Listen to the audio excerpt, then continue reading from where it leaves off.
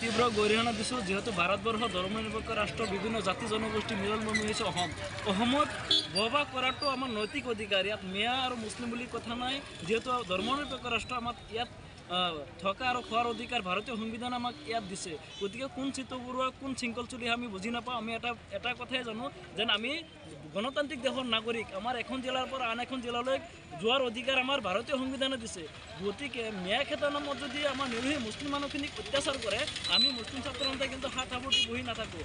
আমি স্পষ্টভাৱে ক'ব বিচাৰিছোঁ যেন 1971 চনৰ 25 মাৰ্চৰ আগত অহা লোকসকলক খিলঞ্জীয়া হিচাপে স্বীকৃতি প্ৰদান কৰিব লাগে বুলি ইতিমধ্যে আমি মোচাই দাবী উত্থাপন কৰিছোঁ। আমি দিল্লীৰ যন্তৰ মন্তৰত আমি ধৰ্ণা দি থৈ আহিছোঁ। গতিকে আমাৰ নৈতিক অধিকাৰ আছে। যিহেতু ভাৰতবৰ্ষ ধৰ্মনিৰপেক্ষ ৰাষ্ট্ৰ, গতিকে এই মানুহখিনিক লৈ পেলাই ৰাজনীতি কৰিব কোনোপধ্যে গ্ৰহণযোগ্য নহয়।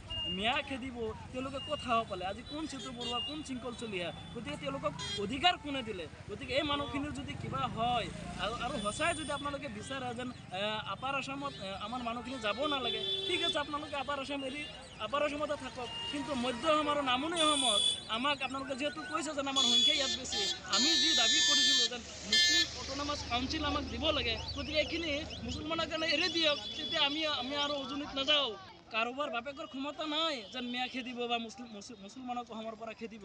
71 চনৰ আজি চাওক, কোনে হেংদাং ল'ব কিবা ল'ব এইটো তেওঁলোকৰ ব্যক্তিগত কথা।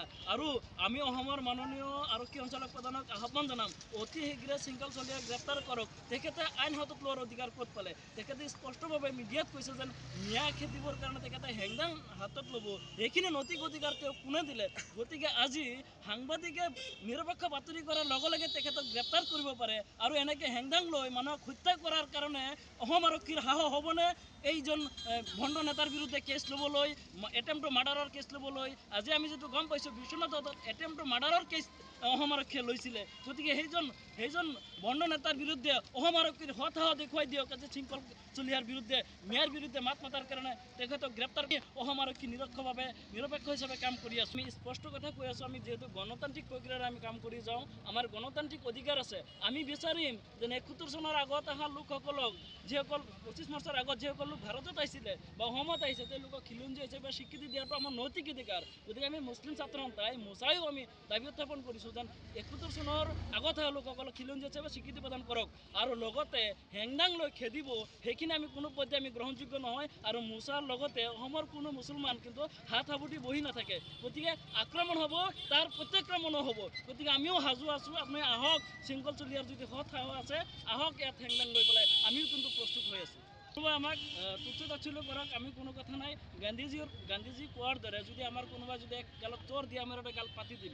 কিন্তু আমি নীতি আদৰ্শত চলা মানুহ। কিন্তু শৃংখল চলিহাই হওক বা চিত্ত বৰুৱাই হওক, তেওঁলোকে আইন হাতত ল'ব, আমি কিন্তু বহি নাথাকোঁ। আৰু মিয়া কৈ বা আমাৰ মুছলমান মানুহখিনিক তুচ্ছ তাচ্ছিল্য কৰিব, সেয়া কিন্তু কোনো পধ্যে গ্ৰহণযোগ্য নহয়। মুছলিম ছাত্ৰ সন্থাই মোচা কিন্তু সদায় সাজু আছে আপোনালোকৰ বিৰুদ্ধে মাৰ বান্ধি থিয় হ'বলৈ। আমিও প্ৰস্তুত। আপোনালোকে হেংদাং ল'ব, আমিও চাম। আমি কিন্তু নিবিচাৰোঁ যেন অসমৰ সাম্প্ৰতিক পৰিস্থিতি বেয়া হওক। কিন্তু শৃংখল চলিহাতৰ দৰে ভণ্ড নেতাই যদি অসমৰ পৰিস্থিতি বেয়া কৰিব বিচাৰে, আমি কিন্তু মোচাই কিন্তু সাৱটি বহি নাথাকোঁ। তেওঁলোকে কৈ আছে যেন বিৰিখোৱা মিয়া। আজি চাওক, অসম যিহেতু কৃষি প্ৰধান অঞ্চল, এই কৃষি প্ৰধান অঞ্চলত কিন্তু মিয়াৰ ভূমিকা যথেষ্ট। আজি মিয়াই উৎপাদন কৰা শাক পাচলি আপোনালোকে বৰ্জন কৰি দিয়ক, মিয়া উৎপাদন কৰা মাছ আপোনালোকে খোৱা বাদ দিয়ক, তেতিয়া চাম নহয় আপোনালোকৰ মিয়াৰ প্ৰতি কিমান হেৰি আছে। গতিকে এইবিলাক আমি স্পষ্টভাৱে ক'ব বিচাৰিছোঁ, শৃংখল চলিহা বা চিত্ত বৰুৱাই হওক, আঁঠুকাঢ়ি তেওঁলোকে ক্ষমা বিচাৰক। এই আমাৰ মুছলিম বা মিয়া জনগোষ্ঠীৰ লোকসকলৰ ওচৰত আমি বিচাৰোঁ যেন তেওঁলোকে ক্ষমা বিচাৰক। কাৰণ তেওঁলোকে সদায় এই মানুহখিনিক তুচ্ছ তাচ্ছিল্য কৰিব, সেয়া কিন্তু কোনোপধ্যে গ্ৰহণযোগ্য নহয়। গতিকে আমি সকীয়াই দিছোঁ শৃংখল চলিহাৰ লগতে এই চিত্ত বৰুৱাক সকীয়াই দিছোঁ। আপোনালোকে এনেকৈ মুছলমানক অপমান কৰা আমি কিন্তু মোচাই কোনোপধ্যে সহ্য নকৰোঁ। নিৰ্বাচন সমাগত তেওঁলোকে ৰাজনৈতিকভাৱে এটা নিৰ্দিষ্ট দলৰ ছত্ৰছায়াত তেওঁলোকে কাম কৰি আছে। আজি তেওঁলোকে 30টা সংগঠন নাম দিব পাৰে, কিন্তু তেওঁলোকৰ লগত কোনো 30 সংগঠন নাই। তেওঁলোকে জাতীয় সংগঠনৰ নামত একমাত্ৰ ধান্দাবাজি কৰি আছে, একমাত্ৰ তেওঁলোকে কালেকশ্যন কৰা হৈছে একমাত্ৰ উদ্দেশ্য।